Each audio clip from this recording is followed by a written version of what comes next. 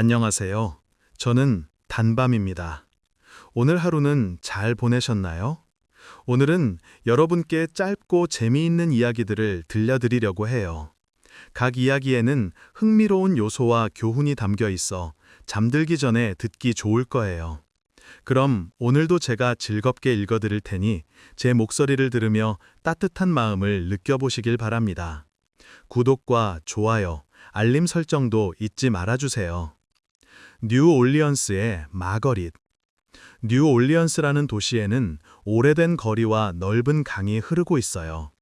그곳을 걸어가다 보면 한 여인의 동상을 발견할 수 있죠. 사람들은 조용히 그 앞에 멈춰서서 그녀가 남긴 따뜻한 마음을 떠올리곤 해요. 그 동상은 의자에 앉아 한 아이를 품에 안고 있는 여인의 모습으로 조각되어 있습니다. 하지만 그 여인은 왕비도 영화배우도 아니었고 화려한 옷을 입고 있지도 않았어요. 그녀는 단정한 원피스에 두꺼운 신발을 신고 있었지만 그녀의 눈빛은 빛나며 어머니처럼 따뜻하고 자유로운 느낌을 주었죠. 그 동상은 마거릿이라는 여인을 기리기 위해 세워졌습니다. 본명은 마거릿 하월이었지만 뉴올리언스 사람들은 그녀를 마거릿이라고 부르곤 했죠. 마거릿은 약 200년 전 아일랜드에서 태어났고 어린 시절 미국으로 건너와 뉴올리언스에서 성장했어요. 젊은 시절 마거릿은 매우 외로운 사람이었고 의지할 곳도 가진 것도 많지 않았습니다. 그럼에도 불구하고 그녀는 열심히 일하는 법을 알고 있었고 누구보다도 강한 마음을 지니고 있었죠. 아침부터 저녁까지 마거릿은 세탁소에서 다림질을 하며 일했고 매일 고아원에서 뛰어노는 아이들을 바라보았어요. 어느 날 마거릿은 그 아이들에게 진정한 친구가 필요하다는 것을 깨달았습니다. 부모가 없는 아이들을 돌봐줄 사람이 없었기 때문이죠. 어떤 이들은 이렇게 말했어요. 세탁소에서 일하는 가난한 여인이 아이들에게 얼마나 큰 도움을 줄 수 있을까? 하지만 마거릿은 포기하지 않았습니다. 그녀는 고아원을 돌보는 수녀들을 찾아가 이렇게 말했죠. 저 아이들을 돕고 싶어요. 그날 이후 마거릿은 매주 자신의 월급 일부를 고아원에 기부하기 시작했습니다. 더 열심히 일해 돈을 모았고 결국 2마리의 젖소와 작은 배달용 술도 구입했어요. 매일 아침 마거릿은 수레에 우유를 실어 손님들에게 배달했으며 돌아오는 길에는 호텔이나 부잣집에서 남은 음식을 받아와 고아원으로 가져갔죠. 힘든 시기에는 마거릿이 가져온 음식이 아이들의 유일한 식사가 되기도 했습니다. 그렇게 베풀면서도 마거릿은 항상 세심하게 계획을 세우고 사업을 잘 운영했어요. 그래서 그녀는 더 많은 젖소를 키울 수 있었고 수익도 점점 증가했죠. 그러던 어느 날 마거릿은 부모 없는 아이들을 위한 따뜻한 보금자리를 만들었습니다. 그곳의 이름은 아기들의 집이었고 얼마 뒤 마거릿은 작은 빵집을 맡게 되었어요. 이제 그녀는 우류가 아니라 빵을 배달하는 여인이 됐지만 예전처럼 수레에 빵을 실어 고아원에 기부하는 일을 멈추지 않았습니다. 그러던 중 무서운 전쟁이 시작되었죠. 많은 이들이 두려워하던 그 시기에도 마거릿은 여전히 수레를 끌고 다녔습니다. 그녀는 배고픈 군인들과 아이들을 위해 언제나 빵을 준비했고 그 빵을 팔아 더 많은 돈을 벌었어요. 전쟁이 끝난 뒤 마거릿은 마침내 큰 빵 공장을 세웠습니다. 그 무렵 뉴올리언스 사람이라면 누구나 마거릿을 알고 있었죠. 도시 곳곳의 아이들은 그녀를 사랑했고 상인들은 그녀를 자랑스러워했습니다. 어려운 사람들은 조언을 구하러 마거릿을 찾아왔고 그녀는 꽃무늬 원피스를 입고 작은 쇼를 어깨에 두른 채 사무실 문 앞에 앉아 있었습니다. 찾아오는 사람이 부자든 가난한 사람이든 모두에게 따뜻하게 인사했죠. 세월이 흘러 마거릿은 나이가 들었고 마침내 세상을 떠났습니다. 그녀의 유언장이 공개되었을 때 사람들은 깜짝 놀랐어요. 마거릿 씨는 그렇게 많은 것을 나누었음에도 불구하고 여전히 많은 돈을 모아두었던 것입니다. 그녀는 그 모든 재산을 뉴올리언스의 고아원에 남겼고 남자든 여자든 흑인이든 백인이든 유대인이든 기독교인이든 상관없이 모두에게 똑같이 나눠지도록 했습니다. 마거릿은 늘 이렇게 말하곤 했죠. 그들은 모두 똑같이 고아들이에요. 마거릿의 유언장에는 서명이 아닌 단순한 X표지만 남아 있었어요. 그녀는 결국 글을 읽거나 쓰는 법을 배우지 못했어요. 그럼에도 불구하고 뉴올리언스 사람들은 그녀를 깊이 존경했습니다. 그녀는 어머니가 없는 아이들에게 어머니가 되어 주었고, 친구가 없는 사람들에게 친구가 되었죠. 그녀의 지혜는 학교에서 배운 것이 아니었답니다. 우리는 결코 잊지 않을 것입니다. 사람들은 마거릿이 살아있을 때 수레를 끌고 다니던 모습과 사무실 문 앞에 앉아있던 모습을 그대로 동상으로 만들어 놓았어요. 그 동상은 지금도 뉴올리언스에 서 있습니다. 한 평범한 여인이 보여준 따뜻한 마음과 용기를 사람들은 오래오래 기억하고 있답니다. 크로이소스처럼 부유하게. 수천 년 전 아시아의 한 나라에 크로이소스라는 왕이 살고 있었어요. 그 나라의 땅은 그렇게 넓지 않았지만 사람들은 모두 잘 살았고, 그 중에서도 왕은 엄청난 부자였습니다.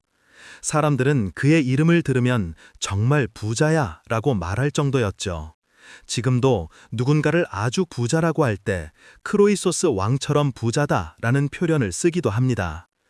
크로이소스 왕은 자신의 삶이 완벽하다고 믿었어요. 넓은 땅, 화려한 궁전, 수많은 아인과 반짝이는 옷, 그리고 귀중한 보물들까지 정말 모든 것을 다 가졌거든요. 그래서 그는 늘 이렇게 말했어요. 나는 세상에서 제일 행복한 사람이야. 어느 여름날 멀리서 아주 유명한 손님이 왕국에 찾아왔습니다. 그 사람은 아테네의 솔론이라는 인물이었는데 그는 똑똑하고 지혜롭기로 유명했죠. 사람들은 누군가를 똑똑하다고 말할 때 솔론처럼 지혜롭다고 표현하기도 했답니다. 왕은 솔론을 반갑게 맞이하고 자신이 얼마나 대단한 사람인지 보여주고 싶어 했어요. 크로이소스 왕은 솔론을 데리고 궁전 곳곳을 안내했습니다.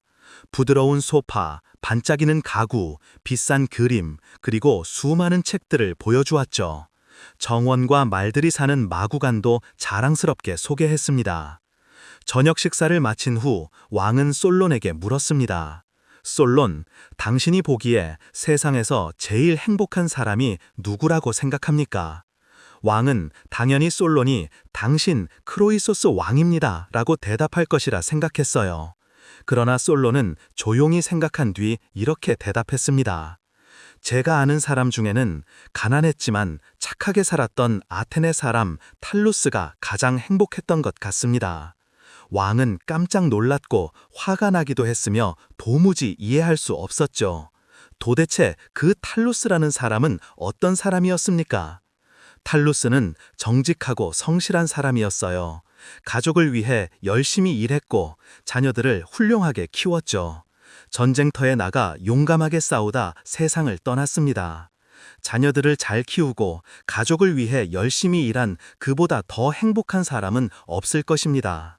크로이소스 왕은 어리동절했지만 포기하지 않고 다시 물었습니다. 그럼 탈루스 다음으로 행복한 사람은 누구입니까? 이번에는 꼭 자기가 뽑히기를 바랐던 왕이었지만 솔론은 또 다른 사람을 이야기했습니다. 이번에는 꼭 자기가 뽑히기를 바랐던 왕이었지만 솔론은 또 다른 사람을 이야기했습니다. 제가 아는 두 형제가 있습니다. 그들은 가난했지만 병든 어머니를 지급히 돌보았고 어머니가 돌아가신 후에는 아테네를 위해 헌신하며 살았습니다. 크로이소스 왕은 속이 상했습니다. 그래서 물었죠. 내 부와 권력은 아무 의미가 없다는 건가? 왜 나는 행복할 사람으로 인정받지 못하는 것인가? 그러자 솔론은 대답했습니다. 왕이시여, 한 사람이 정말 행복했는지는 그가 삶을 다할 때까지는 알 수가 없습니다. 무슨 일이 닥칠지, 어떤 고통이 찾아올지 아무도 모르기 때문입니다. 시간이 흘러 아시아에 무서운 정복자가 나타났습니다. 그는 키루스 왕이었고 많은 나라를 차례차례 정복하며 큰 제국을 만들었죠. 크로이소스 왕의 나라 리디아도 결국 그에게 패배하고 말았습니다. 왕궁은 불에 탔고 과수원은 망가졌습니다. 자신을 세상에서 가장 행복한 사람이라 여기던 크로이소스 왕도 결국 포로가 되었죠. 키루스 왕은 병사들에게 말했습니다. 이 자 때문에 내 병사들이 많이 죽었다. 다시는 이런 자가 생기지 않도록 본보기를 보여야겠다. 그러고는 크로이소스 왕을 장작더미 위에 묶었습니다. 불을 붙이려는 순간 그는 솔론의 말이 떠올랐습니다. 사람의 행복은 죽음을 맞이하기 전까지는 알 수 없다. 그는 탄식하며 외쳤습니다. 솔론이여, 솔론이여, 솔론이여. 키루스 왕은 그 외침을 듣고 병사들에게 물었습니다. 저자는 왜 솔론을 부르는가? 병사들은 이유를 알지 못했습니다. 결국 키루스 왕은 직접 크로이소스 왕에게 물었습니다. 그러자 크로이소스 왕은 자신이 들었던 솔론의 말을 전하며 지금껏 자신이 얼마나 교만했는지를 고백했습니다. 키루스 왕은 그 말에 깊은 감동을 받았죠. 나도 언젠가 이렇게 될 수 있겠구나. 그는 조용히 말했습니다. 사람은 어려울 때일수록 자비를 베풀어야 한다. 크로이소스 왕을 풀어주어라. 그렇게 크로이소스 왕은 목숨을 건졌고 이후에는 키루스 왕의 가장 가까운 친구가 되었습니다. 파에톤. 파에톤은 태양신 포이보스 아폴론과 님프 클리메레 사이에서 태어난 아들이었습니다. 어느 날 학교 친구가 파에톤이 신의 아들이라는 말을 듣고 비웃었어요. 그 말에 파에톤은 화가 나고 창피해서 어머니에게 달려가 이렇게 말했습니다. 제가 정말 신의 아들이라면 그걸 증명해 주세요. 그러자 클리메네는 차분히 말했죠. 직접 아버지를 찾아가 물어보렴. 그렇게 어렵지 않을 거야. 태양의 나라는 우리 땅과 바로 이어져 있으니까. 희망에 가득 찬 파에톤은 태양이 떠오르는 곳으로 향했습니다. 태양의 궁전은 높은 기둥 위에 세워져 있었고 황금과 보석으로 반짝였습니다. 천장은 빛나는 상하로 꾸며져 있었고 문은 은으로 만들어져 있었죠. 벽에는 대장장이시는 불카누스가 새긴 그림이 있었는데 그곳에는 땅과 바다, 하늘, 그리고 그 안에 사는 존재들이 그려져 있었습니다. 바다에는 님프들이 뛰놀고 있었고 어떤 님프는 물결 속에서 장난치고 있었으며 또 다른 님프는 물고기 등을 타고 있었어요. 바위 위에 앉아 초록빛 머리카락을 말리는 님프들도 있었습니다. 땅 위에는 도시와 숲, 강, 그리고 자연의 신들이 그려져 있었고 그 위로는 찬란한 하늘이 펼쳐져 있었죠. 문에는 별자리가 6개씩 새겨져 있었습니다.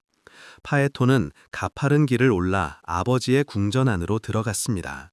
그런데 태양의 방에 가까워지자 너무 강한 빛에 압도되어 걸음을 멈췄어요. 태양신 포이보스란 자줏빛 옷을 입고 다이아몬드처럼 빛나는 왕좌에 앉아 있었고 그의 양옆에는 낮, 달, 해, 그리고 일정한 간격으로 시간의 여신들이 있었습니다. 봄은 꽃으로 머리를 장식하고 여름은 얇은 옷을 입은 채 이삭으로 만든 화관을 쓰고 있었죠. 가을은 포도주색 발을 하고 있었고 겨울은 서리가 낀 머리를 하고 있었습니다. 이 웅장한 광경 속에서 태양신은 궁전 앞에 눈이 빛나는 소년을 바라보았습니다. 이곳에 온 이유가 무엇이냐? 태양신이 물었습니다. 세상을 비추는 위대한 신이시여. 파에톤이 간절하게 말했습니다. 제발 제가 아버지의 아들인지 확인할 수 있는 증거를 보여주세요. 태양신은 빛을 거두고 파에톤을 품에 안았습니다. 너는 틀림없이 내 아들이다.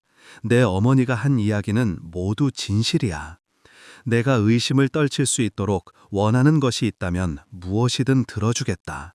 나는 신들이 가장 엄숙한 맹세를 할 때 사용하는 스틱스 강을 증인으로 삼겠다. 파에톤은 어릴 때부터 태양신이 하늘을 달리며 전차를 모는 모습을 동경해왔습니다. 그 자리에서 보는 것이 그의 오랜 꿈이었죠. 이제 그 꿈이 현실이 될 수도 있었어요. 아버지, 단 하루만이라도 아버지를 대신해서 전차를 몰고 하늘을 날아가며 세상에 빛을 비추고 싶어요. 파에톤이 외쳤습니다. 그 말을 듣자마자 태양신의 얼굴이 굳어졌습니다. 그는 쉽게 맺은 약속을 후회하며 빛나는 머리를 가로저으며 말했습니다. 내가 너무 쉽게 약속했구나. 그 소원만은 들어줄 수 없단다. 넌 아직 너무 어리고 몸도 약해. 넌 필멸자인 사람으로 태어났기 때문에 할 수 없는 일을 바라면 안 된다. 다른 신들도 감히 하지 않는 일을 넌 하려고 하는구나. 태양에 불타는 전차는 나만이 다룰 수 있지. 심지어 하늘의 지배자인 주피터조차 이 일을 하지 않아. 그는 계속해서 파헤르듯 말했습니다. 전차가 나아가는 길은 아주 가파르단다.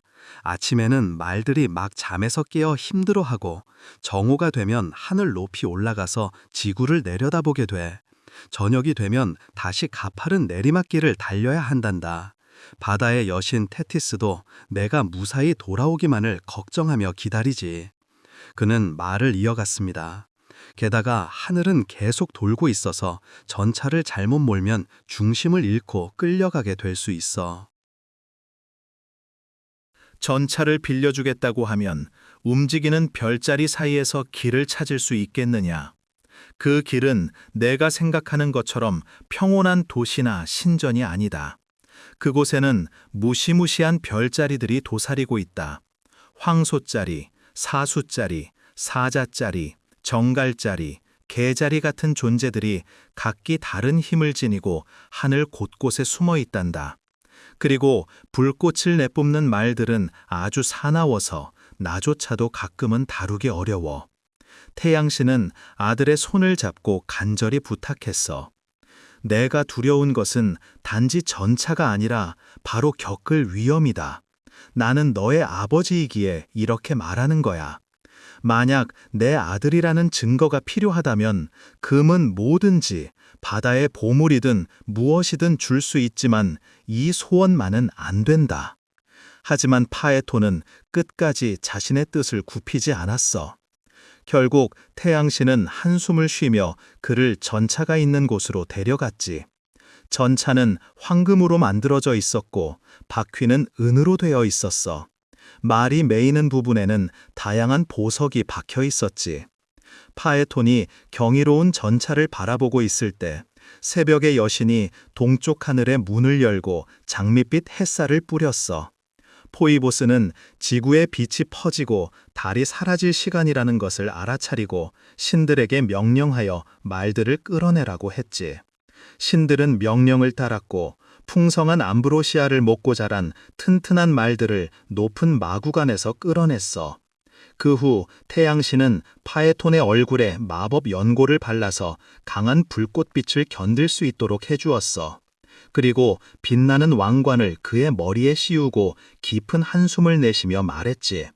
내가 이것을 꼭 하겠다면 적어도 내 말을 잘 기억해야 한단다. 채찍은 아끼고 고삐는 단단히 잡으렴.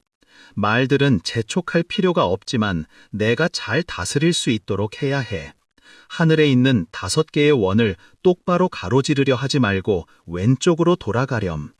북쪽과 남쪽은 위험히 피하고 중간에서 움직여야 해. 발자국 자국이 보이면 그게 바로 길을 안내해 줄 거야. 하늘과 땅은 적당한 열이 필요해. 너무 높이 올라가면 신들이 사는 곳을 태우게 되고 너무 낮게 내려가면 지구가 불타게 될 거야. 중간길이 가장 안전하고 좋은 길이란다. 이제 널 운명의 손에 맡기마. 분명히 내가 생각한 것보다 더 좋은 길을 준비해 주길 바란다. 밤은 서쪽 문을 지나가고 있어 더는 머물 수 없구나. 고삐를 잡아라. 아니, 잠깐. 차라리 여기서 안전하게 지켜보는 게 더 나을 것 같군. 내가 세상에 빛을 가져오겠다. 하지만 그가 말을 다 끝내기도 전에 소녀는 벌써 전차로 뛰어올라 서둘러 고삐를 움켜잡았어.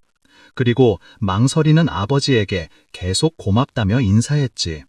말들은 불을 내뿜는 듯한 콧김으로 공기를 가득 채웠고 땅을 세차게 구르며 안달을 했어.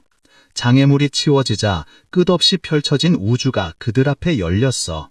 말들은 힘차게 구름을 가르며 동쪽에서 불어오는 바람을 타고 달렸고 말들은 끌고 있는 전차가 평소보다 가볍다는 것을 알아챘어. 배 짐이 없을 때 바다 위에서 기울고 흔들리는 것처럼 전차는 텅 빈 것처럼 흔들렸거든. 말들은 앞뒤 가리지 않고 마구 달렸고 결국 원래 가야 할 길에서 벗어나고 말았지. 파에톤은 당황했어. 고삐를 어느 쪽으로 돌려야 할지 몰랐고 알아도 그렇게 할 힘이 없었거든. 그때 처음으로 큰 곰자리와 작은 곰자리가 뜨거운 열기에 달궈졌어. 물속으로 뛰어들 수만 있었다면 그렇게 했을 거야. 차가운 하늘에서 웅크리고 있던 뱀자리는 뜨거운 열을 받아 격하게 몸부림쳤어. 겁에 질린 파에톤이 지구를 내려다봤을 때 넓은 땅이 눈앞에 펼쳐져 있었어. 그는 얼굴이 하얗게 질렸고 다리가 떨리기 시작했지. 사방이 눈부시게 빛났지만 그의 눈은 흐려졌어. 그는 차라리 아버지의 말을 듣고 전차를 타지 않았더라면 좋았을 거라 생각했어. 폭풍에 휩쓸리는 배처럼 파에톤은 어떻게 할 수도 없이 떠밀려갔고 조종할 수 있는 건 아무것도 없었어. 이미 하늘에 많은 길을 지나왔지만 남은 길이 더 많았어. 그는 정신이 아찔해졌고 고삐를 계속 잡고 있어야 할지 아니면 놓아야 할지 알 수 없었어요. 하늘 여기저기에서 힘을 가진 별자리들이 보이자 그는 깜짝 놀랐습니다. 특히 정갈자리는 두 개의 커다란 발톱을 앞으로 뻗고 독침을 뒤로 길게 늘어뜨리고 있었죠. 파에톤은 완전히 겁에 질렸고 그의 손에서 고삐가 떨어졌습니다. 말들은 고삐가 느슨해졌다는 것을 느끼자마자 하늘의 낯선 곳으로 막 달려가기 시작했어요. 별들 사이를 이리저리 가르며 하늘을 헤맸고 어떤 때는 하늘 높이 올라갔다가 다시 땅 가까이로 내려오기도 했죠. 달은 자기 자리 아래에서 파에톤의 전차가 달리는 것을 보고 깜짝 놀랐어요. 하늘에는 연기가 가득 찬 구름이 올라왔고 산꼭대기들은 불에 휩싸였습니다. 들판은 타들어갔고 풀들은 시들었으며 곡식도 불 속에서 사라졌죠. 도시들은 벽과 탑까지 전부 무너져 내렸고 많은 나라가 잿더미고 변해버렸습니다. 파에톤은 불타고 있는 세상을 바라보며 견딜 수 없을 만큼 뜨거운 열기를 느꼈어요. 공기엔 연기와 불꽃이 가득했고 마치 용광로에서 나오는 뜨거운 바람처럼 숨쉬기도 힘들었습니다. 전차는 너무 뜨거워져서 하얗게 달아올랐고 이리저리 흔들렸어요. 푸르던 숲은 말라버려 사막처럼 되었고 강물도 바닥에 드러날 정도로 다 말라버렸죠. 땅은 갈라졌고 바다는 점점 줄어들어 마른 땅이 될 것만 같았습니다. 바다의 여신 넵투스는 3번이나 수면 위로 머리를 내밀었지만 3번 다 뜨거운 열기에 밀려 다시 물속으로 들어갔어요. 그때 지구는 연기로 가득 찬 물결 속에서 얼굴을 두 손으로 가리고 하늘을 올려다봤습니다. 그리고 떨리는 목소리로 신들의 왕인 주피터에게 간절히 말했어요. 신들의 왕이시여, 제가 왜 이렇게까지 고통을 받아야 하나요? 정말 저를 불길 속에 사라지게 하시려는 거라면 차라리 저를 번개로 내려치세요. 당신의 손으로 끝내는 것이 더 나을 거예요. 저는 가축들이 풀을 뜯을 수 있도록 들판을 내어주었고 사람들에게 곡식을 주었어요. 그리고 당신의 제단에는 향도 바쳐왔어요. 그런데 저의 형제 태양 오케아누스는 무슨 잘못이 있나요?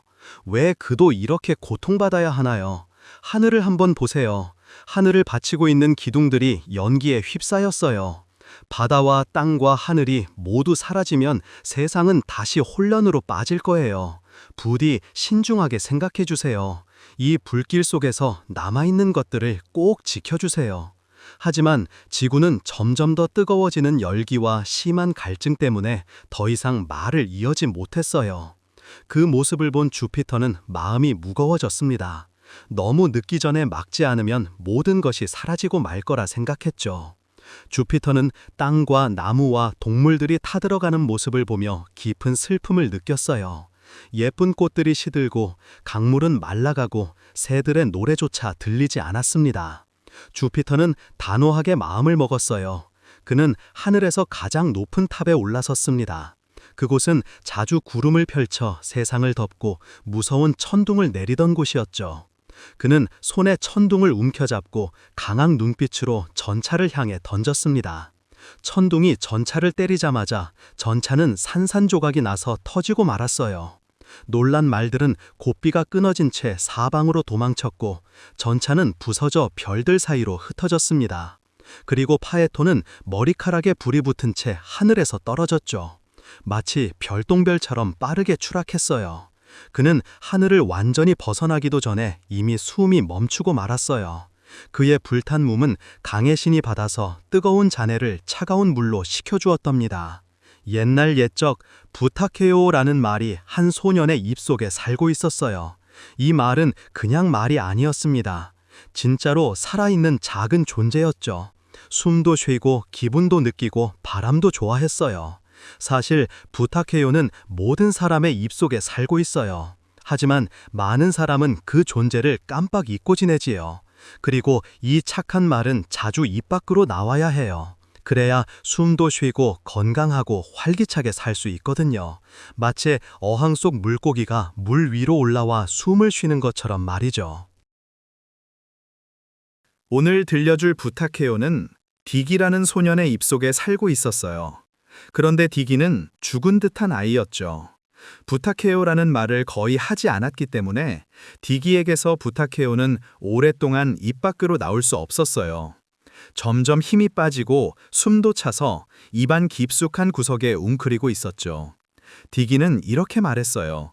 빵 좀 주세요. 물 좀 주세요. 그 책 내놔. 말끝마다 짧게 명령만 했고 부모님은 그런 딕이의 말투를 걱정하셨어요. 하지만 딕이의 입속에 있는 부탁해요는 그보다 더 걱정이 많았죠. 매일매일 입찬장에서 나갈 기회를 기다리며 조용히 숨을 참고 있었거든요. 딕이에게는 존이라는 형이 있었어요. 존은 곧 10살이 되는 아이였고 딕이보다 훨씬 공손했죠. 존의 입속에 살던 부탁해요는 하루에도 몇 번씩 바깥으로 나왔어요. 햇볕도 쬐고 맑은 공기도 마시며 매일매일 신나고 건강하게 살았답니다. 그런데 그날 아침 딕이의 부탁해요는 더 이상 참을 수 없었어요. 숨이 너무 막혔거든요. 이렇게는 안 돼. 숨을 쉬고 싶어. 딕이의 부탁해요는 결심했어요. 그리고 아주 살짝 딕이의 입을 빠져나와 바깥 공기를 들이마셨어요. 후. 그렇게 숨을 한번 깊이 쉬고 살금살금 식탁을 건너 존의 입으로 퐁당 하고 뛰어들었죠. 존의 입속에 있던 부탁해요는 깜짝 놀랐어요. 누구야? 여긴 내 자리야. 알아. 딕이의 부탁해요가 힘없이 말했어요. 나는 동생의 입속에서 살고 있어. 그런데 거긴 너무 힘들어. 날 불러주지도 않고 숨도 못 쉬겠어. 잠깐만 머물 수는 없을까? 조금이라도 숨을 쉬면 다시 힘이 날 것 같아. 존의 부탁해요는 살짝 웃으며 고개를 끄덕였어요. 그럼 물론이지. 그 마음 이해해. 내 주인은 착한 아이라서 부탁해요를 2번 말해도 괜찮을 거야. 편하게 있다가. 그날 점심 존은 버터가 먹고 싶었어요. 그래서 이렇게 말했죠. 아버지, 버터를 좀 건네주세요. 부탁해요. 아버지는 고개를 끄덕이며 웃었어요. 그럼 당연하지. 그런데 왜 그렇게 정중하니? 존은 대답하지 않고 이번엔 어머니를 향해 말했어요. 어머니, 머핀을 주실 수 있나요? 부탁해요. 어머니는 깜짝 놀라 웃으셨어요. 물론이지, 사랑하는 아들아. 그런데 왜 부탁해요를 2번이나 말하니? 존은 고개를 가여뚱했어요. 나도 잘 모르겠어요. 저절로 튀어나왔어요. 그럼 물 좀 줄래? 부탁해요. 이번엔 존도 깜짝 놀랐어요. 입이 먼저 말한 거였거든요. 아버지는 웃으며 말씀하셨어요. 허허, 별일 아니야. 너무 정중해서 나쁠 건 없단다. 그동안 딕이는 여전히 예전처럼 말하고 있었어요. 계란 주세요, 우유 주세요, 숟가락 주세요. 그런데 이상하게도 형을 따라해보고 싶어졌어요. 존이 말하는 게 왠지 멋져 보였거든요. 그래서 딕이는 어머니를 향해 조심스럽게 말했어요. 어머니, 머핀을 주실 수 있나요? 하지만 마지막 말이 나오질 않았어요. 왜냐하면 딕이의 부탁해요가 지금 형의 입속에 있었거든요. 딕이는 다시 한번 말했어요. 어머니, 버터를 좀 건네주세요. 하지만 아무리 해도 부탁해요는 나오지 않았어요. 목이 막힌 듯 꽉 걸려버렸죠. 그날 하루 종일 딕이는 말끝마다 만 반복했어요. 가족들도 고개를 가여뚱했죠. 왜 저러지? 밤이 되자 딕이는 지쳐버렸고 기분도 나빠졌어요. 결국 어머니는 2 아이를 조용히 잠자리에 들게 했답니다. 다음 날 아침 놀라운 일이 일어났어요. 디기의 부탁해요가 다시 돌아온 거예요. 전날 존의 입속에서 맑은 공기도 마시고 햇볕도 쬐며 힘을 찾았거든요. 디기는 조심스럽게 말해봤어요. 아버지, 오렌지를 잘라주실 수 있나요? 부탁해요. 그 말은 아주 자연스럽고 마치 형이 말하던 것처럼 부드럽게 흘러나왔어요. 식탁에 앉은 가족들이 깜짝 놀랐죠. 그리고 그날 이후로 디기도 공손한 아이가 되었답니다. 이제 디기의 부탁해요는 매일같이 기분 좋게 세상 밖으로 나와 숨도 쉬고 웃음도 지으며 살아가고 있어요. 황금을 낳는 거위. 어느 날 한 남자와 아내는 매일 황금을 낳는 거위를 얻게 되었어요. 처음엔 그저 감사했죠. 매일 아침 눈을 뜨면 황금알이 하나씩 생기니까 말이에요. 그런데 점점 마음이 바뀌기 시작했어요. 이렇게 매일 하나씩 받는 것보다 차라리 뱃속에서 한꺼번에 다 꺼내면 좋을 텐데. 그런 생각이 들자 결국 참지 못하고 거위를 죽이고 말았어요. 그런데 막상 배를 갈라보니 아내의 금은 권역에는 아무것도 없었어요. 그냥 평범한 거위였던 거죠. 결국 그들은 황금도 거위도 아무것도 남지 않게 되었답니다. 욕심이 너무 크면 결국 가진 것마저 잃게 된다는 것을 잊지 마세요. 매화리와 수선화. 에코는 숲과 언덕을 좋아하는 예쁜 림프였어요. 숲속을 뛰어다니며 노는 걸 좋아했고 사냥의 여신 다이아나를 따라다니는 걸 아주 좋아했죠. 하지만 에코에게는 한 가지 단점이 있었어요. 말을 너무 좋아해서 대화든 논쟁이든 늘 마지막 말을 꼭 하려고 했거든요. 어느 날 유노 여신은 남편이 다른 림프들과 어울리고 있을 거라고 의심하며 그를 찾아 나섰어요. 그때 에코는 다른 림프들을 도망치게 하려고 유노에게 계속 말을 걸며 시간을 끌었죠. 하지만 유노는 그 속임수를 알아차렸고 화가 난 유노는 에코에게 벌을 내렸어요. 이제부터 넌 남의 말만 따라하게 될 거야. 먼저 말할 수는 없지만 마지막 말은 여전히 내 거야. 그 뒤로 에코는 산속에서 사냥하던 나르키소스를 보게 되었어요. 그는 아주 잘생긴 청년이었죠. 에코는 그를 한눈에 좋아하게 되었어요. 다가가 말을 걸고 싶었지만 이제 그녀는 먼저 말할 수 없었어요. 그래서 그는 먼저 말해주기만을 기다렸죠. 어느 날 나르키소스가 동료들과 떨어져 길을 잃어버렸어요. 그는 누구라도 찾기 위해 소리쳤죠. 누구 없나요? 에코는 대답했어요. 누구 없나요? 그는 주위를 두리버리며 다시 말했어요. 이리로 와주세요. 에코도 똑같이 따라했죠. 이리로 와주세요. 나르키소스는 저 멀리서 자신과 똑같은 말을 따라하는 소리를 들으며 누군가 장난을 치는 줄 알고 궁금해졌어요. 왜 나를 피하는 거죠? 왜 나를 피하는 거죠?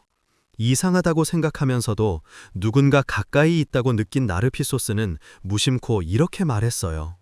우리 함께 있어요. 이 말을 들은 에코는 너무나 기뻤어요. 마침내 자신이 기다리던 말이 나왔다고 생각했거든요. 그래서 똑같은 말을 하며 그에게 달려갔어요.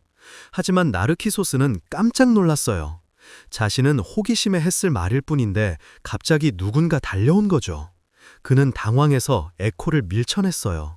손대지 마요. 남의 말만 되풀이한다니 차라리 죽는 게 낫겠어요. 낫겠어요. 에코는 또 한 번 뒷말을 따라했고 나르키소스는 짜증을 내며 돌아보지도 않고 사라졌어요. 에코는 부끄러움에 몸을 숨겼고 깊은 슬픔에 빠져 점점 말라갔어요. 결국 몸은 사라지고 목소리만 남게 되었죠. 그 뒤로 에코는 절벽과 동굴 속에서 살며 누군가가 말을 걸면 마지막 말만 되풀이하는 매화리로 살아가게 되었답니다. 나르키소스는 에코에게만 냉정한 게 아니었어요. 다른 림프들에게도 무심했죠. 그러던 어느 날 사랑을 고백했다가 거절당한 소녀가 신에게 기도했어요. 그도 한 번쯤은 사랑에 빠져보고 그 사랑이 이루어지지 않는 아픔을 겪게 해주세요. 복수의 여신은 그 소녀의 간절한 기도를 듣고 응답했어요. 깊은 숲속에는 은비처럼 맑은 샘이 있었죠. 그 샘은 양떼나 야생동물도 가까이 오지 않을 만큼 고요하고 깨끗했어요. 낙엽조차 물에 떨어지지 않아 언제나 맑은 물이 고여 있었답니다. 어느 날 사냥을 마치고 지친 나르키소스가 그 샘에 도착했어요. 그는 물을 마시려고 몸을 숙였다가 물속에 비친 자신의 얼굴을 보게 되었죠. 그는 그 모습이 샘물 속에 사는 아주 아름다운 요정인 줄 알았어요. 그는 스스로의 눈부신 눈동자, 바스크나 아폴론을 닮은 곱슬머리, 둥근 뺨, 하얀 피부, 도톰한 입술과 빛나는 얼굴을 바라보며 깊이 빠져들었어요. 그는 자기 모습에 반해버린 거예요. 나르키소스는 샘물 속 그 얼굴을 향해 입을 맞추려 했고 팔을 뻗어 안으려 했지만 손이 닿는 순간마다 그 모습은 사라졌다가 다시 나타났어요. 그는 그 샘을 떠날 수 없었어요. 배고픔도 잠도 잊은 채 계속 물속에 자신을 바라보았죠. 왜 나를 피하는 거죠? 난 당신을 이렇게 사랑하는데. 다른 님프들도 나를 사랑해요. 당신도 나를 보고 웃고 내가 손짓하면 따라하잖아요. 하지만 그의 알린 눈물은 샘물을 흐리게 했고 그는 더 안타까운 마음으로 외쳤어요. 제발 가지 말아요. 만질 수 없다면 바라보기만이라도 하게 해주세요. 결국 나르키소스는 자신에게 빠진 채 기력에 다해 쓰러지고 말았어요. 죽음이 다가올 때까지도 그는 강물에 비친 그 모습을 보며 계속 내려다보고 있었죠. 그가 세상을 떠나자 님프들은 깊이 슬퍼했어요. 물의 님프들은 그의 이름을 부르며 가슴을 쳤고 에코도 함께 울었답니다. 그들은 그의 장례를 준비하려 했지만 나르키소스의 시신은 어디에도 없었어요. 대신 그 자리에는 한 송이 꽃이 피어 있었죠. 안쪽은 보랏빛이고 겉은 하얀 꽃잎으로 감싸인 꽃이었어요. 사람들은 그 꽃을 나르키소스 수선화라고 불렀답니다. 지금도 그 꽃은 그의 이름과 함께 이 이야기를 전하고 있어요. 뉴올리언스의 마거릿. 뉴올리언스라는 도시에는 오래된 거리와 넓은 강이 흐르고 있어요. 그곳을 걷다 보면 한 여인의 동상을 만날 수 있죠.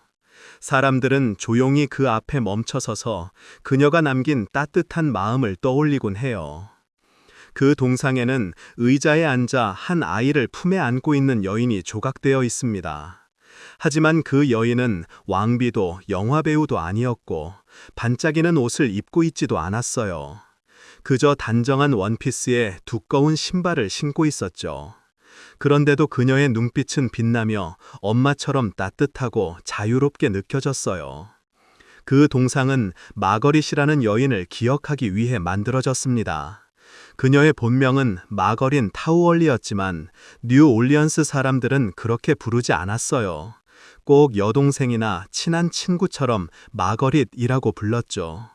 마거릿은 지금으로부터 약 200년 전 아일랜드에서 태어났어요. 어린 시절 미국으로 건너와 뉴올리언스라는 도시에서 자랐죠. 젊었을 때 마거릿은 매우 외로운 사람이었어요. 의지할 것도 없었고 가진 것도 별로 없었죠. 그래도 그녀는 열심히 일하는 법을 알고 있었고 마음은 누구보다 강했답니다. 아침부터 저녁까지 마거릿은 세탁소에서 다림질을 하며 일했어요. 그리고 매일 고아원에서 뛰어노는 아이들을 바라보았죠. 어느 날 마거릿은 그 아이들에게 진짜 친구가 필요하다는 것을 깨달았어요. 부모가 없는 아이들을 돌봐줄 사람이 없었거든요. 어떤 사람들은 이렇게 말했어요. 세탁소에서 일하는 가난한 여인이 아이들에게 얼마나 큰 도움을 줄 수 있을까? 하지만 굴하지 않았어요. 그녀는 고아원을 돌보는 수녀들을 찾아가 이렇게 말했죠. 저 아이들을 돕고 싶어요. 그날부터 마거릿은 매주 자신의 월급 일부를 고아원에 기부하기 시작했답니다. 세월이 흘러 마거릿은 나이가 들었고 마침내 세상을 떠났습니다. 그리고 그녀의 유언장이 공개되었을 때 사람들은 깜짝 놀랐어요. 마거릿 씨가 그렇게 많은 것을 나누었음에도 불구하고 여전히 많은 돈을 모아두었던 것입니다. 그녀는 그 모든 재산을 뉴올리언스의 고아원에 남겼고 남자든 여자든 흑인이든 백인이든 유대인이든 기독교인이든 상관없이 모두에게 똑같이 나눠지도록 했죠. 마거릿은 늘 이렇게 말하곤 했습니다. 그들은 모두 똑같이 고아들이에요. 마거릿의 유언장에는 서명이 아닌 단순한 X 표지만 남아 있었어요. 그녀는 끝내 글을 읽거나 쓰는 법을 배우지 못했거든요. 하지만 뉴올리언스 사람들은 그녀를 깊이 존경했습니다. 그녀는 어머니가 없는 아이들에게 어머니가 되어 주었고 친구가 없는 사람들에게 친구가 되어 주었죠. 그녀의 지혜는 학교에서 배운 게 아니었답니다. 우리는 결코 잊지 않을 것입니다. 사람들은 마거릿이 살아있을 때 수레를 끌고 다니던 모습, 사무실 문 앞에 앉아있던 모습을 그대로 동상으로 만들었어요. 그 동상은 지금도 뉴올리언스에 서 있습니다. 한 평범한 여인이 보여준 따뜻한 마음과 용기를 사람들은 오래오래 기억하고 있답니다. 크로이소스처럼 부유하게. 수천 년 전 아시아의 한 나라에 크로이소스라는 왕이 살고 있었어요. 나라의 땅은 그렇게 넓지 않았지만 사람들은 모두 잘 살았고 그 중에서도 왕은 엄청난 부자였습니다. 사람들은 그의 이름을 들으면 정말 부자야 라고 말할 정도였죠. 지금도 누군가를 아주 부자라고 할 때 크로이소스 왕처럼 부자다 라는 말을 쓰기도 해요. 크로이소스 왕은 자기 삶이 완벽하다고 믿었어요. 넓은 땅, 화려한 궁전, 수많은 아인과 반짝이는 옷, 그리고 귀중한 보물들까지 정말 모든 것을 다 가졌거든요. 그래서 그는 늘 이렇게 말했어요. 나는 세상에서 제일 행복한 사람이야. 어느 여름날 바다 건너에서 아주 유명한 손님이 왕국에 찾아왔습니다. 그 사람은 아테네의 솔론이라는 인물이었는데 그는 똑똑하고 지혜롭기로 유명했죠. 사람들은 누군가를 똑똑하다고 말할 때 솔론처럼 지혜롭다고 표현하기도 했답니다. 왕은 솔론을 반갑게 맞이하고 자기가 얼마나 대단한 사람인지 보여주고 싶었어요. 크로이소스 왕은 솔론을 데리고 궁전 곳곳을 안내했습니다. 부드러운 소파, 반짝이는 가구, 비싼 그림, 그리고 수많은 책들까지 보여주었죠. 정원과 말들이 사는 마국간도 자랑했습니다. 저녁 식사를 마친 뒤 왕은 솔론에게 물었어요. 솔론, 당신이 보기에 세상에서 제일 행복한 사람이 누구라고 생각합니까? 왕은 당연히 솔론이 당신 크로이소스 왕입니다 라고 대답할 것이라 생각했어요. 그러나 솔론은 조용히 생각한 뒤 이렇게 대답했습니다. 제가 아는 사람 중에는 가난했지만 착하게 살았던 아테네 사람 탈루스가 가장 행복했던 것 같습니다. 왕은 깜짝 놀랐어요. 화가 나기도 했고 도무지 이해할 수 없었죠. 도대체 왜 그 탈루스라는 사람은 어떤 사람이었습니까?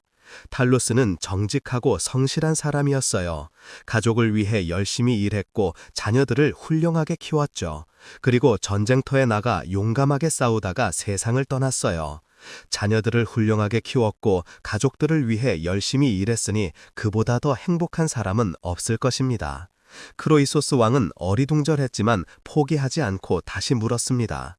그럼 탈루스 다음으로 행복한 사람은 누구입니까? 이번에는 꼭 자기가 뽑히기를 바랐던 거예요. 하지만 솔로는 또 다른 사람을 이야기했죠. 제가 아는 두 형제가 있습니다. 그들은 가난했지만 병든 어머니를 지극히 돌보았고 어머니가 돌아가신 후에는 아테네를 위해 헌신하며 살았습니다. 크로이소스 왕은 속이 상했어요. 그래서 물었어요. 내 부와 권력은 아무 의미가 없다는 건가? 왜 나는 행복한 사람으로 인정받지 못하는 것인가? 그러자 솔로는 대답했어요. 왕이시여, 한 사람이 정말 행복했는지는 그가 삶을 다할 때까지는 알 수가 없습니다. 무슨 일이 닥칠지, 어떤 고통이 찾아올지 아무도 모르기 때문입니다. 시간이 흘러 아시아에 무서운 정복자가 나타났습니다. 그는 키루스 왕이었고 많은 나라를 차례차례 정복하며 큰 제국을 만들었죠. 크로이소스 왕의 나라 리디아도 결국 그에게 패배하고 말았습니다. 왕궁은 불에 탔고 과수원은 망가졌어요. 자신을 세상에서 제일 행복한 사람이라 여기던 크로이소스 왕도 붙잡혀 포로가 되었죠. 키루스 왕은 병사들에게 말했습니다. 이자 때문에 내 병사들이 많이 죽었다. 다시는 이런 자가 생기지 않도록 본보기를 보여야겠다. 그러곤 크로이소스 왕을 장작더미 위에 묶었어요. 불을 붙이려는 순간 그는 솔론의 말이 떠올랐습니다. 사람의 행복은 죽음을 맞이하기 전까지는 알 수 없다. 그는 탄식하며 외쳤어요. 솔론이여, 솔론이여, 솔론이여. 키루스 왕은 그 외침을 듣고 병사들에게 물었습니다. 저자는 왜 솔론을 부르는가? 병사들은 이유를 알지 못했죠. 결국 키루스 왕은 직접 크로이소스 왕에게 물었어요. 그러자 크로이소스 왕은 자신이 들었던 솔론의 말을 전하며 지금껏 자신이 얼마나 교만했는지를 고백했습니다. 키루스 왕은 그 말에 깊은 감동을 받았어요. 나도 언젠가 이렇게 될 수 있겠구나. 그는 조용히 말했죠. 사람은 어려울 때일수록 자비를 베풀어야 한다. 크로이소스 왕을 풀어주어라. 그렇게 크로이소스 왕은 목숨을 건졌고 이후에는 키루스 왕의 가장 가까운 친구가 되었답니다. 파에톤. 파에톤은 태양신 포이보스 아폴론과 님프 클리멘의 사이에서 태어난 아들이었어요. 어느 날 학교 친구가 파에톤이 신의 아들이라는 말을 듣고 비웃었죠. 그 말에 파에톤은 화가 나고 창피해서 어머니에게 달려가 이렇게 말했어요. 제가 정말 신의 아들이라면 그걸 증명해 주세요. 그러자 클리메네는 차분히 말했어요. 직접 아버지를 찾아가 물어보렴. 그렇게 어렵지 않을 거야. 태양의 나라는 우리 땅과 바로 이어져 있으니까. 희망에 가득 찬 파에톤은 태양이 떠오르는 곳으로 향했습니다. 태양의 궁전은 높은 기둥 위에 세워져 있었고 황금과 보석으로 반짝였어요. 천장은 빛나는 상하로 꾸며져 있었고 문은 은으로 만들어져 있었죠. 벽에는 대장장이 신인 불카누스가 새긴 그림이 있었는데 거기에는 땅과 바다, 하늘, 그리고 그 안에 사는 존재들이 그려져 있었어요. 바다에는 님프들이 뛰놀고 있었고 어떤 님프는 물결 속에서 장난치고 있었으며 또 다른 님프는 물고기 등을 타고 있었죠. 바위 위에 앉아 초록빛 머리카락을 말리는 님프들도 있었어요. 땅 위에는 도시와 숲, 강, 그리고 자연의 신들이 그려져 있었고 그 위로는 찬란한 하늘이 펼쳐져 있었답니다. 문에는 별자리가 6개씩 새겨져 있었죠. 파에톤은 가파른 길을 올라 아버지의 궁전 안으로 들어갔어요. 그런데 태양의 방에 가까워지자 너무 강한 빛에 압도되어 걸음을 멈췄습니다. 태양신 포이보스는 자줏빛 옷을 입고 다이아몬드처럼 빛나는 왕좌에 앉아 있었어요. 그의 양옆에는 낮, 달, 해, 그리고 일정한 간격으로 시간의 여신들이 있었습니다. 봄은 꽃으로 머리를 장식하고 여름은 얇은 옷을 입은 채 이삭으로 만든 화관을 쓰고 있었죠. 가을은 포도주색 발을 하고 있었고 겨울은 서리가 낀 머리를 하고 있었답니다. 이 웅장한 광경 속에서 태양신은 궁전 앞에 눈이 빛나는 소년을 바라보았어요. 이곳에 온 이유가 무엇이냐? 태양신이 물었습니다. 세상을 비추는 위대한 신이시여, 파에톤이 간절하게 말했어요. 제발 제가 아버지의 아들인지 확인할 수 있는 증거를 보여주세요. 태양신은 빛을 거두고 파에톤을 품에 안았습니다. 너는 틀림없이 내 아들이다. 내 어머니가 한 이야기는 모두 진실이야. 내가 의심을 떨칠 수 있도록 원하는 것이 있다면 무엇이든 들어주겠다. 나는 신들이 가장 엄숙한 맹세를 할 때 사용하는 스틱스 강을 증인으로 삼겠다. 파에톤은 어릴 때부터 태양신이 하늘을 달리며 전차를 모는 모습을 동경해왔어요. 그 자리에서 보는 것이 그의 오랜 꿈이었죠. 이제 그 꿈이 현실이 될 수도 있었어요. 아버지, 단 하루만이라도 아버지를 대신해서 전차를 몰고 하늘을 날아가며 세상에 빛을 비추고 싶어요. 파에톤이 외쳤습니다. 그 말을 듣자마자 태양신의 얼굴이 굳어졌어요. 그는 쉽게 맺은 약속을 후회하며 빛나는 머리를 가로저으며 말했죠. 내가 너무 쉽게 약속했구나. 그 소원만은 들어줄 수 없단다. 넌 아직 너무 어리고 몸도 약해. 넌 필멸자인 사람으로 태어났기 때문에 할 수 없는 일을 바라면 안 된다. 다른 신들도 감히 하지 않는 일을 넌 하려고 하는구나. 태양에 불타는 전차는 나만이 다룰 수 있지. 심지어 하늘의 지배자인 주피터조차 이 일을 하지 않아. 그는 계속해서 파에톤을 타이르며 말했어요. 전차가 나아가는 길은 아주 가파르단다. 아침에는 말들이 막 잠에서 깨어 힘들어하고 정오가 되면 하늘 높이 올라가서 지구를 내려다보게 돼. 저녁이 되면 다시 가파른 내리막길을 달려야 한단다. 바다의 여신 테티스도 내가 무사히 돌아오기만을 걱정하며 기다리지. 그가 말을 이어갔어요. 게다가 하늘은 계속 돌고 있어서 전차를 잘못 몰면 중심을 잃고 끌려가게 될 수 있어. 전차를 빌려준다고 해도 움직이는 별자리 사이에서 길을 찾을 수 있겠느냐. 그 길은 내가 생각하는 것처럼 평온한 도시나 신전이 아니다. 거긴 무시무시한 별자리들이 도사리고 있어. 황소자리, 사수자리, 사자자리, 정별자리, 개자리 같은 존재들이 각기 다른 힘을 지니고 하늘 곳곳에 숨어 있단다. 그리고 불꽃을 내뿜는 말들은 아주 사나워서 나조차도 가끔은 다루기 어려워. 태양신은 아들의 손을 잡고 간절히 부탁했어요. 내가 두려운 것은 단지 전차가 아니라 바로 내가 겪을 위험이다. 나는 너의 아버지이기에 이렇게 말하는 거야.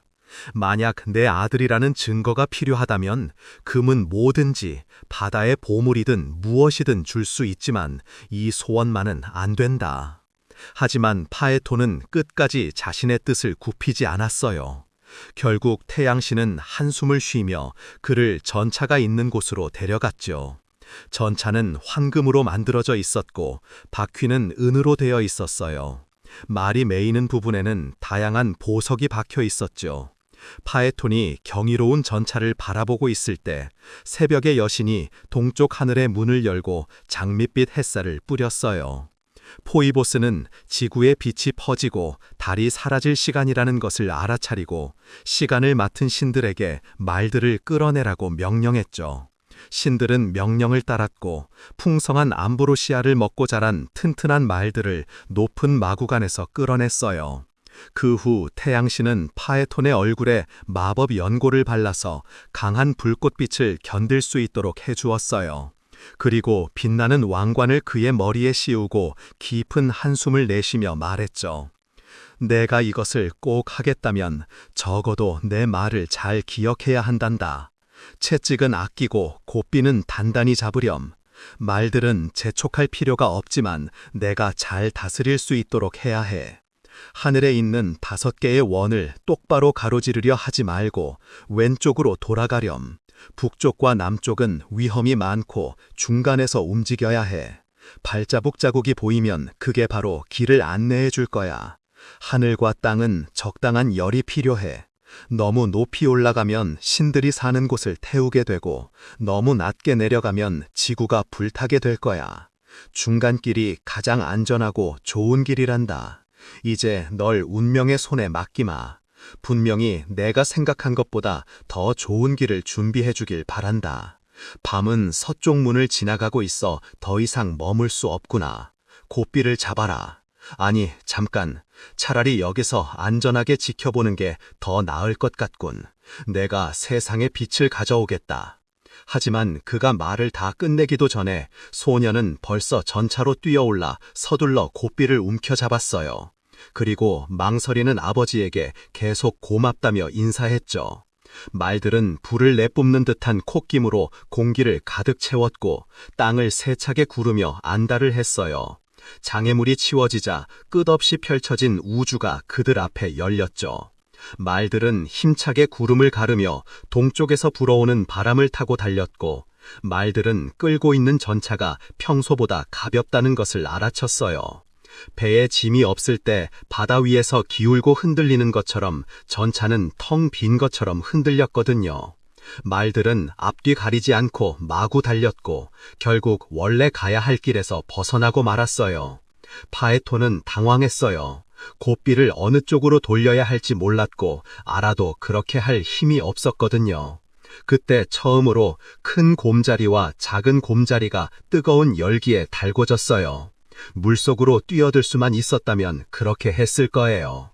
차가운 하늘에서 웅크리고 있던 뱀자리는 뜨거운 열을 받아 격하게 몸부림쳤답니다. 겁에 질린 파에톤이 지구를 내려다봤을 때 넓은 땅이 눈앞에 펼쳐져 있었어요. 그는 얼굴이 하얗게 질렸고 다리가 떨리기 시작했죠. 사방이 눈부시게 빛났지만 그의 눈은 흐려졌어요.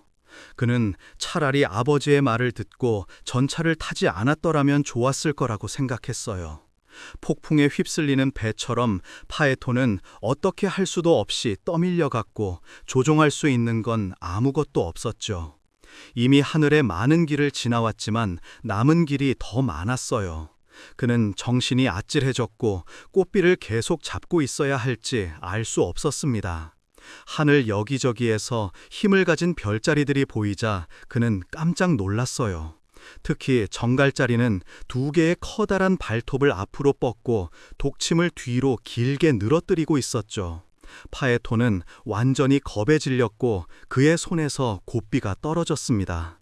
말들은 곶비가 느슨해졌다는 것을 느끼자 하늘의 낯선 곳으로 막 달려가기 시작했어요.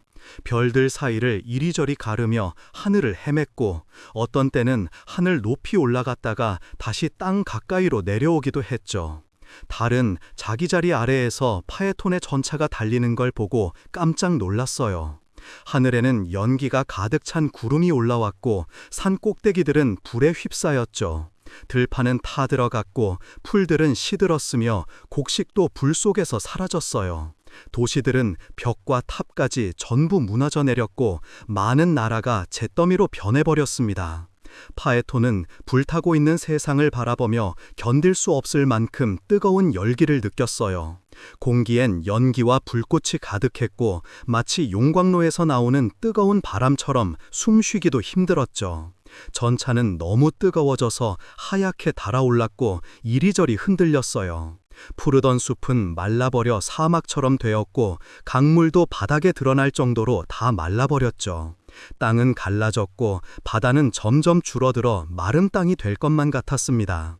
바다의 신인 네프투누스는 3번이나 수면 위로 머리를 내밀었지만 3번 다 뜨거운 열기에 밀려 다시 물속으로 들어갔어요. 그때 지구는 연기로 가득 찬 물결 속에서 얼굴을 2 손으로 가리고 하늘을 올려다봤습니다. 그리고 지구는 떨리는 목소리로 신들의 왕인 주피터에게 간절히 말했어요.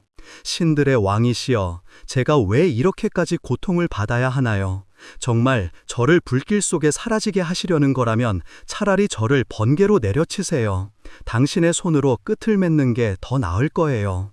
저는 가축들이 풀을 뜯을 수 있도록 들판을 내어주었고 사람들에게 곡식을 주었어요.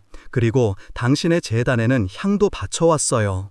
그런데 저의 형제 태양 오케아누스는 무슨 잘못이 있나요? 왜 그도 이렇게 고통받아야 하나요? 하늘을 한번 보세요. 하늘을 받치고 있는 기둥들이 연기에 휩싸였어요. 바다와 땅과 하늘이 모두 사라지면 세상은 다시 혼란으로 빠질 거예요. 부디 신중하게 생각해 주세요. 이 불길 속에서 남아있는 것들을 꼭 지켜주세요. 하지만 지구는 점점 더 뜨거워지는 열기와 심한 갈증 때문에 더 이상 말을 잇지 못했어요. 그 모습을 본 주피터는 마음이 무거워졌습니다. 너무 늦기 전에 막지 않으면 모든 것이 사라지고 말 거라 생각했죠. 주피터는 땅과 나무와 동물들이 타들어가는 모습을 바라보며 깊은 슬픔을 느꼈어요. 예쁜 꽃들이 시들고 강물은 말라가고 새들의 노래조차 들리지 않았거든요. 주피터는 단호하게 마음을 먹었어요. 그는 하늘에서 가장 높은 탑에 올라섰습니다. 그곳은 자주 구름을 펼쳐 세상을 덮고 무서운 천둥을 내리던 곳이었죠. 그는 손에 천둥을 움켜잡고 강한 눈빛으로 전차를 향해 던졌어요.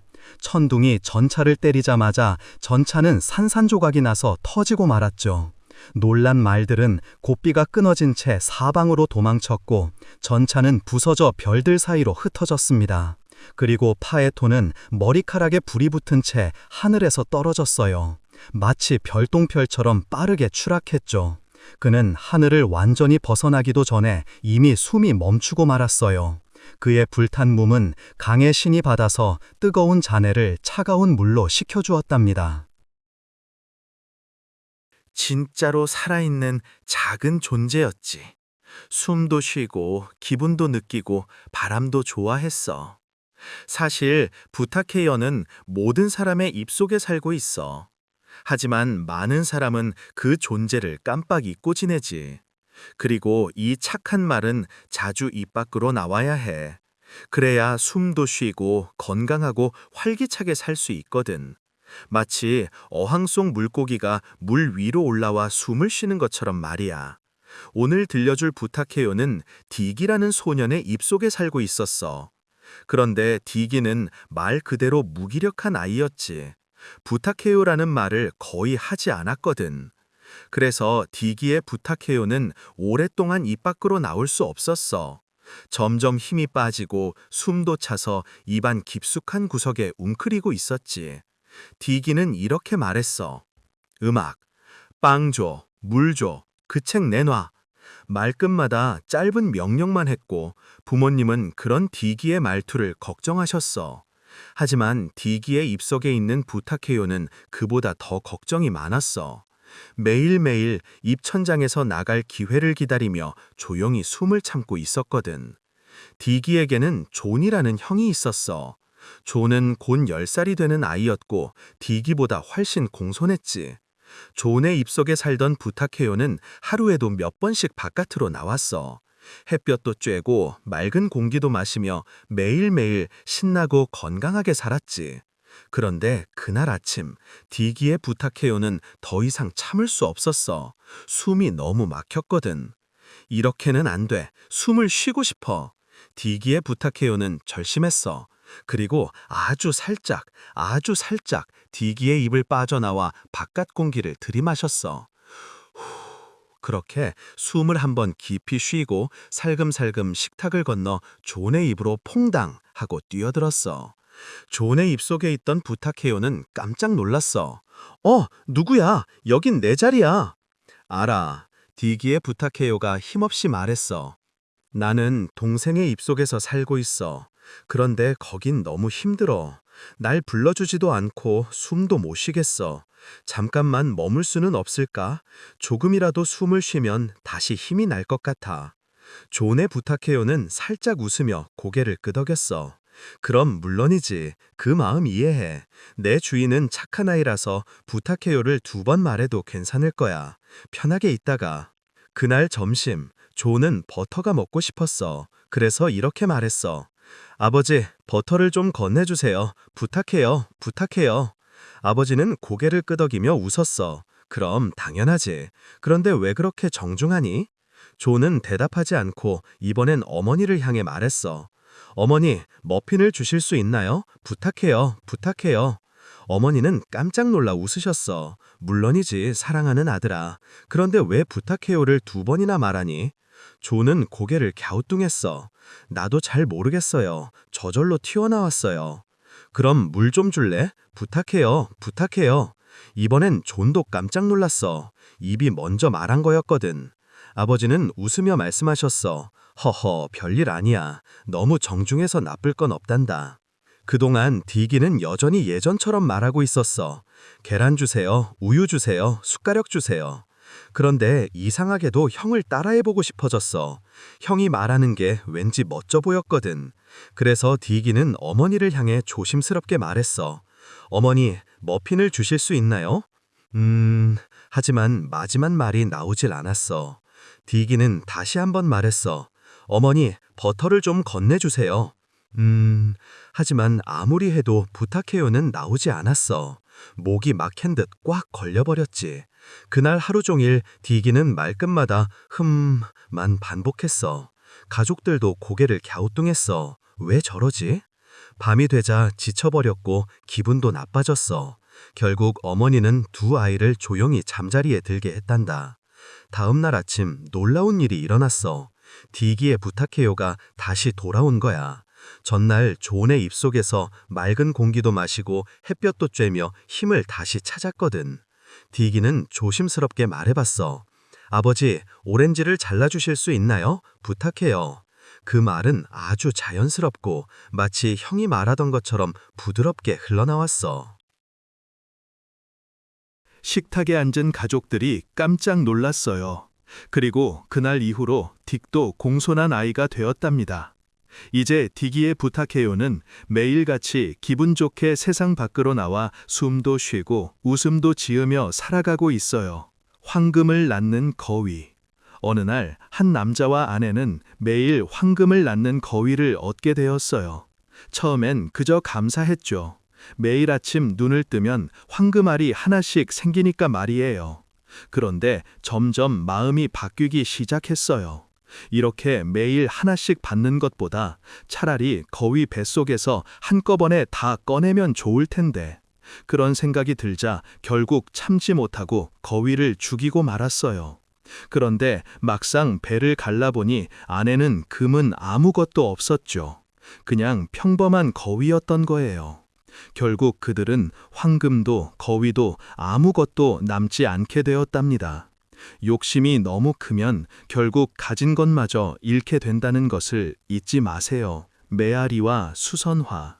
에코는 숲과 언덕을 좋아하는 예쁜 림프였어요.